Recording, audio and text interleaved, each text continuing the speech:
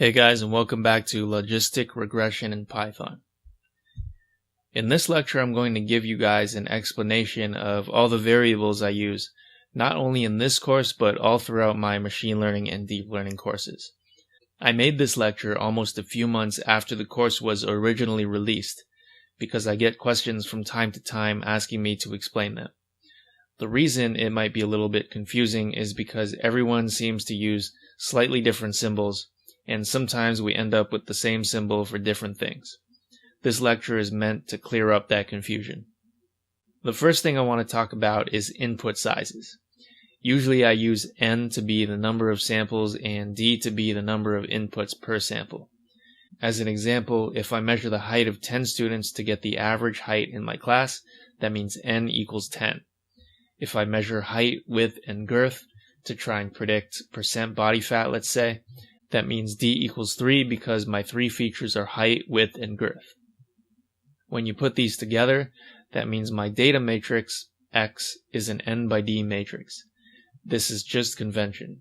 Sometimes in other fields like natural language processing, they use a d by n matrix. For us, this means that each row is a sample, and each column is the value of one feature for each sample.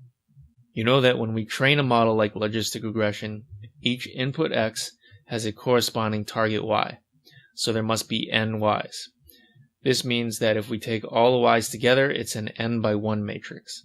For binary classification, it would be an n by 1 matrix of zeros and ones. You'll see that in this course, we also use T for the target instead of Y.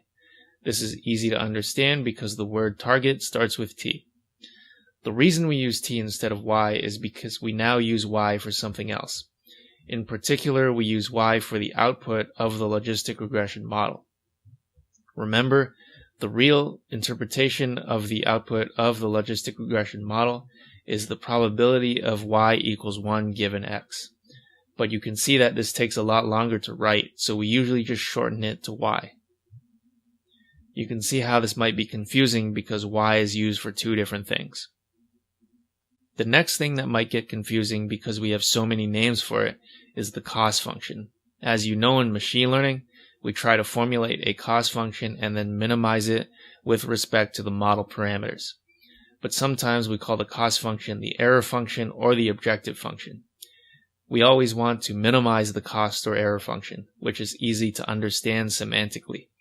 But with the objective function, sometimes we create something to maximize, and sometimes we create something to minimize.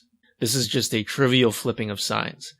Since, for example, minimizing x squared is the same as maximizing negative x squared. For this class, we will first find something to maximize, in particular what we call the likelihood, which is the probability of the data given the model. This is the same as maximizing the log likelihood, which we'll call L.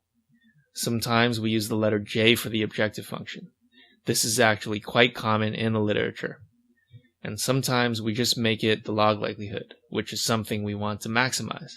Or we can make it the negative log likelihood, which acts as an error, which is something we would then want to minimize.